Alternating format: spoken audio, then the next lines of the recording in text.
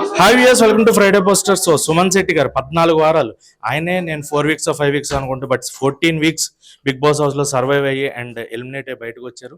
Last week ఉంటే ఇంకొంచెం మజా ఉండేదేమో. ఆయన మాటలు ఎలా అనిపిస్తుంది అడిగి తెలుసుకుందాం. ఆయన అయ్యే ఎలా ఉన్నారు? సార్ బాగున్నానండి. సో 14 వీక్స్ సర్వైవ్ అయ్యారు హౌస్ లో, చాలా కష్టం అసలు అది. మీరు సెకండ్ వీక్ అనుకున్న టైంలో, బట్ 14 వీక్స్ వరకు వచ్చేటప్పటికి ఎలా అనిపిస్తుంది? అది నిజంగా చాలా హ్యాపీ అనిపించింది సార్. చాలా హ్యాపీగా ఉంది. కానీ టాప్ 5 వరకు ఉంటే బాగుండు అని నాకు అనిపించింది. కానీ మన చేతిలో లేదు. అది నిజంగా మన ఓటింగ్ ద్వారే కాబట్టి అదే still now I'm very happy sir. Okay. అంటే సెకండ్ వీక్లో చాలా, అంటే మీకు తెలియదు బయట ఎంత సపోర్ట్ వచ్చిందని. ఫస్ట్ వీకే కొంతమంది అనుకున్నారు, బట్ సెకండ్ వీక్ మీకు తెలియని సపోర్ట్ బయట. సుమన్ శెట్టి గారు విన్నర్ ఏమో అని కూడా బయట టాక్ వచ్చిందనమాట.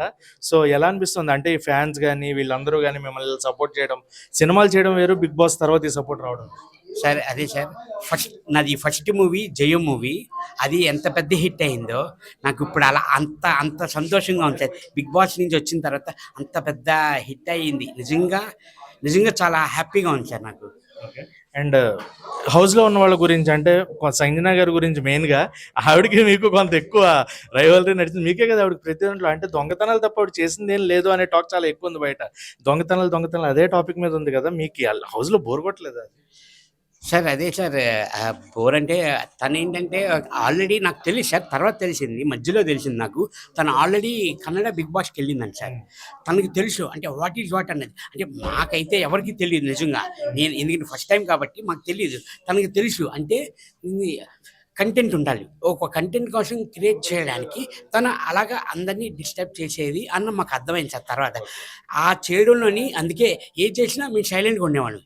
మాకొద్దు గొడవలొద్దు అని చెప్పి సైలెంట్‌గా మాక్సిమం సైలెంట్‌తోనే వెళ్ళిపోయాను సార్ నేనైతే.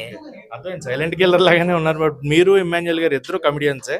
సో ఆయన నుంచి కొంత కామెడీ వర్కౌట్ అయినా మీ నుంచి అంత వర్కౌట్ అవ్వలేదు. కామెడీ ఎమోషన్ ఉంది కానీ మీ దగ్గర అన్న పాయింట్ వచ్చింది. యాజ్ ఎ కమెడియన్ మీరు అక్కడ చేయొచ్చు కూడా, బట్ ఏమైంది మీలో ఆ కమెడియన్? సార్ ఏం లేదు సార్, ఇది చెప్తున్నాను కదా సార్, కొంచెం ఆ ఫ్యామిలీ ఎమోషన్ వల్ల కొంచెం డ్రాప్ అయింది సార్. అంటే ఎప్పుడు ఉండలేదు సార్ నేను. ఎక్కువ బాగా ఫ్యామిలీ బాగా గుర్తుకొచ్చేది. నేను బాగా ఫ్యామిలీ ఎమోషన్ మీ అందరికీ అర్థమై ఉంటుంది సార్ బాగాను. దానివల్లే కొంచెం నేను ఏంటి ఉన్న ఆ టాస్క్‌లు ఉంటే మాత్రం అసలు గుర్తుకొచ్చేది సార్. గుర్తుకొచ్చేది కాదు. అసలు ఏమి గుర్తుకొచ్చేది, అమ్మో! ఈ టాస్క్ ఆడాలి, వాళ్ళ మీద బెటర్‌మెంట్ ఆడాలి, ఇలాగా అలాగా అని ఉండేది సార్. కానీ కట్ చేస్తే ఆ ఫ్యామిలీ వల్లే కొంచెం డౌన్ అయ్యాను సార్ నేను. బట్ అదే ఫ్యామిలీ మీకు ఎంత సపోర్ట్ చేశారండి. మీ అబ్బాయి కూడా మీకు సపోర్ట్గా నిలబడ్డాడు. సో 14th వీక్ బయటకు వచ్చిన తర్వాత వాళ్ళ రియాక్షన్ ఏంటి? యాక్చువల్లీ అనుకున్నాం సార్. టాప్ 5 వరకు అందరూ అనుకున్నారు. ఆడియన్స్ కానియండి, మా ఫ్యామిలీ మెంబర్స్ కానియండి, అందరూ అనుకున్నాము. స్టిల్ నౌ దే ఆర్ చాలా హ్యాపీ సార్. ఎందుకంటే ఆడియన్స్ ఇంతలా సపోర్ట్ చేసినందుకు చాలా హ్యాపీ సార్. ఫ్యామిలీ కూడా చాలా happy sir. Okay. And last question sir, మీకు అంటే ఈ తర్వాత అంటే ఆల్రెడీ మీరు చేసిన 'బృందావన్ కాలనీ' మీకు బాగా సక్సెస్ ఇచ్చిన ఫిలిం, అండ్ 'రవి' అనే డైలాగ్ కానీ అది కానీ. సో 'బృందావన్ కాలనీ 2' జరుగుతుంది ఇప్పుడు 'రెయిన్బో కాలనీ'. సో అందులో మీ క్యారెక్టర్ ఉందా, ఎలా ఉంటుంది? సార్ ఆల్రెడీ 60% అయిపోయింది సార్. అది కొంచెం గ్యాప్ తీసుకున్నోళ్ళని నేను బిగ్ బాస్ ఎంటర్ అయ్యాను. Actually they are waiting for my dates sir. ఈ మంత్ 25th వెళ్ళిపోతున్నాను చెన్నై. జనవరి 15కి 18కి షూట్ అయిపోతుంది. మాక్సిమం అదే నేను ఏ మంత్ అన్నది చెప్పలేను. నెక్స్ట్ ఇయర్ మాత్రం 100% రిలీజ్ అవుతుంది సార్. 'బృందావన్ కాలనీ' కంటే 2 గట్టిగా ఉంటుంది సార్. నా నా పాట వరకు గట్టిగా ఉంటుంది సార్. గట్టిగా ఉంటుంది. చాలా మళ్ళీ యు ఆర్ బ్యాక్ అనుకోవచ్చు. 100% సార్. ఓకే సార్, లాస్ట్‌గా ప్రభంజనం అని చెప్పేసి అధ్యక్ష, అధ్యక్ష అని మర్చిపోతున్నారు జనాలు. ఇప్పుడు అందరూ నన్ను ప్రభంజను అని అంటున్నారు.